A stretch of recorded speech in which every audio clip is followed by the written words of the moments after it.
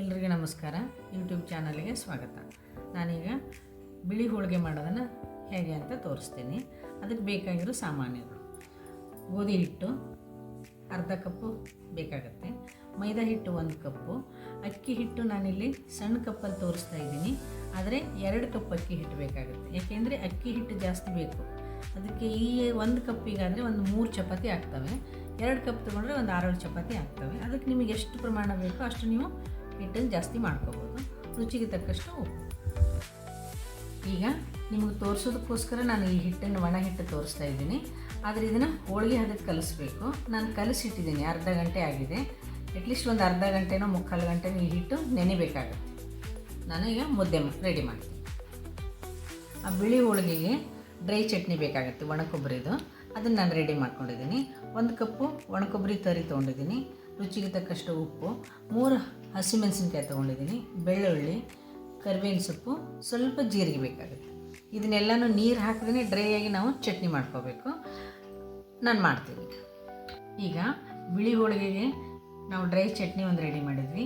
ಅದೇ ಥರ ಈಗ ಸ್ವೀಟ್ ಮಾಡ್ತಾಯಿದ್ವಿ. ಕಡಲೆಬೇಳೆದು ಬೆಲ್ಲದ ಬೇಳೆ ಅಂತ ಮಾಡ್ತಾರೆ. ಅದಕ್ಕೆ ಏನೇನು ಸಾಮಾನು ಬೇಕು ಅಂತ ನಾನು ಹೇಳ್ತೀನಿ. 1 ಕಪ್ಪು ಕಡಲೆಬೇಳೆ, 1 ಕಪ್ಪು ಬೆಲ್ಲ, ಒಂದು 4 ಸ್ಪೂನು ಒಣಕೊಬ್ಬರಿ ಬೇಕಾಗುತ್ತೆ, ಗೋಡಂಬಿ, ದ್ರಾಕ್ಷಿ, ಬಾದಾಮಿ ತೊಗೊಂಡಿದ್ದೀನಿ. ಆಮೇಲೆ ಏಲಕ್ಕಿ, ಲವಂಗ, ಗಸಗಸಿ ರೆಡಿ ಮಾಡ್ಕೊಂಡಿದ್ದೀನಿ.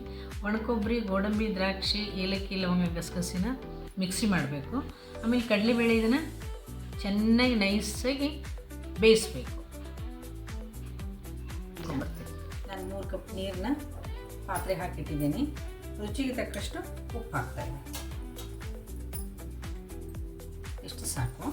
ಇದು ನೀರು ಚೆನ್ನಾಗಿ ಕುದಿಬೇಕು.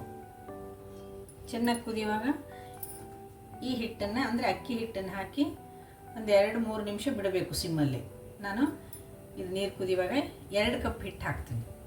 ಅಂದರೆ 3 ಕಪ್ ನೀರಿಗೆ 2 ಕಪ್ ಹಿಟ್ಟು ಬೇಕಾಗುತ್ತೆ. 2 ಕಪ್ ಹಿಟ್ಟನ್ನ ಹಾಕ್ತಾಯಿದ್ದೀನಿ. ಮಾಡಿ ಇಷ್ಟು ಮಾಡಿ ಒಂದು 3 ನಿಮಿಷ ನಾವು ಬಿಟ್ಬಿಡೋಣ. ಸಿಮ್ ಮಾಡಿ ಮುಚ್ಚಿಬಿಡ. ಚೆನ್ನಾಗಿ ಬೆಂದಿದೆ, ಈ ಥರ ಬೇಯಬೇಕು. ಈಗ ನಾನು ಮಿಕ್ಸಿ ಮಾಡಿದ ಒಣ ಕೊಬ್ಬರಿ, ಏಲಕ್ಕಿ, ಲವಂಗ ಹಾಕ್ತೀನಿ. ಆಮೇಲೆ ಬೆಲ್ಲ ಹಾಕ್ತೀನಿ. ಕಡಲೆಬೇಳೆ ಚೆನ್ನಾಗಿ ಬೆಂದಿದೆ, ಅದು ಈ ಹದಕ್ಕೆ ಬಂದಿದೆ, ಚೆನ್ನಾಗಿ ಬೆಂದಿದೆ. ಇದಕ್ಕೆ ನಾನೀಗ ಬೆಲ್ಲ ಹಾಕ್ತೀನಿ.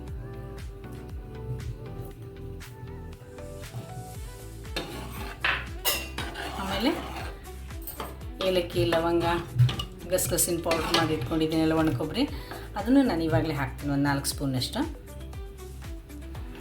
ಇದು ಚೆನ್ನಾಗಿ ಒಂದು ಕುದಿ ಬರಬೇಕು. ಸಿಮ್ಮಲ್ಲಿಟ್ಟರೆ ಅದೇ ಅಲ್ಲಿ ಕರಗುತ್ತೆ, ಬೆಲ್ಲನ ಕರಗುತ್ತೆ, ಎಲ್ಲ ನೀಟಾಗಿ ಮಿಕ್ಸ್ ಆಗುತ್ತೆ. ಅಕ್ಕಿ ಹಿಟ್ಟನ್ನ ಮುದ್ದೆ ಹದಕ್ಕೆ ತೊಗೋಬೇಕು ಅಂತ ಹೇಳಿದ್ನೆಲ್ಲ, ನಾನು ಹಿಟ್ಟು ಹಾಕಿ ಹದ ಮಾಡಿದ್ದನ್ನು ಈ ಥರ ತೊಗೊಂಡಿದ್ದೀನಿ.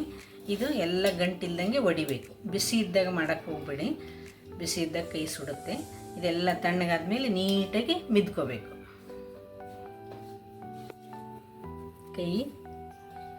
ಕೈ ತುಂಬ ಬಿಸಿ ಅನಿಸಿದರೆ ಸ್ವಲ್ಪ ನೀರಲ್ಲಿ ಕೈ ಎತ್ಕೊಂಡು ಈ ಥರ ಎಲ್ಲನೂ ಗಂಟಿಲ್ದಂಗೆ ಮಿಕ್ಸ್ ಮಾಡ್ಕೋಬೇಕು. ಈ ಥರ ಎಲ್ಲ ಹದವಾಗಿ ಬರುತ್ತೆ ನೋಡಿ. ಚೆನ್ನಾಗಿ ಬೆಂದಿದೆ ಇದು ಅಕ್ಕಿ ಹಿಟ್ಟು. ನೋಡಿ ಎಷ್ಟು ಚೆನ್ನಾಗಿ ಕೂಡ್ತಾ ಇದೆ. ಈ ಥರ ಕೂಡಿಸಿ ಈ ಥರ ಬರುತ್ತೆ. ಚೆನ್ನಾಗಿ ಮಿದ್ಕೊಂಡ್ರೆ ಹಿಂಗೆ ಬರಬೇಕು. ಸ್ವಲ್ಪ ತೊಗೊಂಡು ಮಿದ್ಕೊಂಡ್ರೆ ಏನು ತೊಂದರೆ ಇಲ್ಲ. ಮತ್ತು ಇದನ್ನು ತೊಗೊಂಡು ಹಿಂಗೆ ಮಾಡ್ತೀನಿ. ಈಗ ನಾನು ರೊಟ್ಟಿ ಮಾಡ್ತೀನಿ, ಅಂದರೆ ಬಿಳಿ ಹೋಳಿಗೆ ಅಂತಾರಲ್ಲ, ಅದನ್ನು ನಾನೀಗ ಮಾಡಿ ತೋರಿಸ್ತೀನಿ. ಇದು ಮೈದಾ ಹಿಟ್ಟು.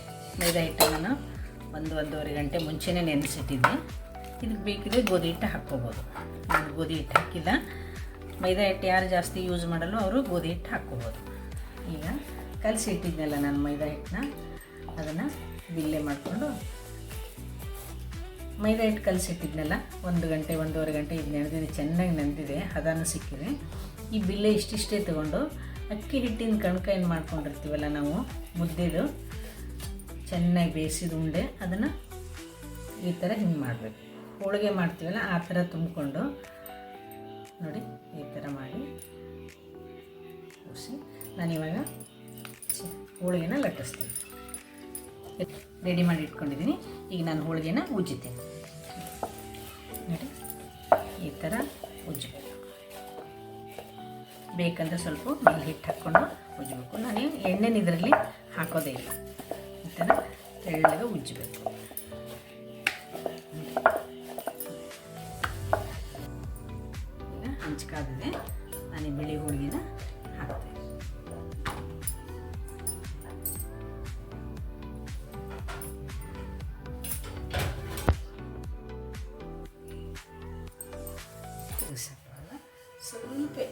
ಸ್ವಲ್ಪ ಎಣ್ಣೆ ಹಿಂಗೆ ಹಾಕೋಣ.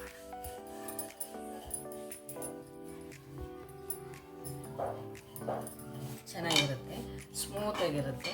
ಮಕ್ಕಳು ತಿನ್ಬೋದು, ವಯಸ್ಸಾದವರು ತಿನ್ಬೋದು.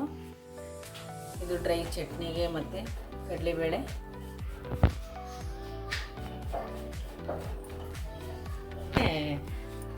ಬೆಲ್ಲದ ಬೇಳೆಗೆ ಚೆನ್ನಾಗಿರುತ್ತೆ. ಬರುತ್ತೆ, ಚೆನ್ನಾಗಿ ಬೇಯ್ತವೆ, ಉಬ್ಬುತ್ತವೆ, ಸ್ಮೂತಾಗಿ ಬರುತ್ತೆ.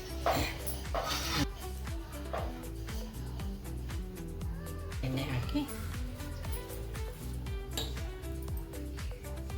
ಚೆನ್ನಾಗಿ ಈ ಥರ ಸ್ವಲ್ಪ ಪ್ರೆಸ್ ಮಾಡಿದ್ರೆ ಚೆನ್ನಾಗಿ ಉಬ್ಬುತ್ತೆ.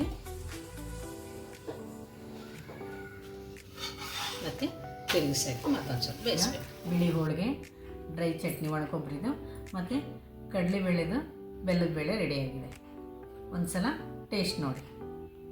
ಚಟ್ನಿ ಪುಡಿ ಜೊತೆನೂ ತಿನ್ಬೋದು, ಬೆಲ್ಲದ ಬೇಳೆ ಜೊತೆನೂ ತಿನ್ಬೋದು, ಆಮೇಲೆ ಶೇಂಗಾ ಚಟ್ನಿ ಜೊತೆನೂ ಇದು ಚೆನ್ನಾಗಿರುತ್ತೆ. ಮೊಸರು ಹಾಕ್ಕೊಂಡು ತಿನ್ಬೋದು. ಹೀಗೆ ನಿಮಗೆ ಇಷ್ಟವಾಗಿದ್ದರೆ ಲೈಕ್ ಮಾಡಿ, ಶೇರ್ ಮಾಡಿ, ಸಬ್ಸ್ಕ್ರೈಬ್ ಮಾಡಿ. ಧನ್ಯವಾದಗಳು.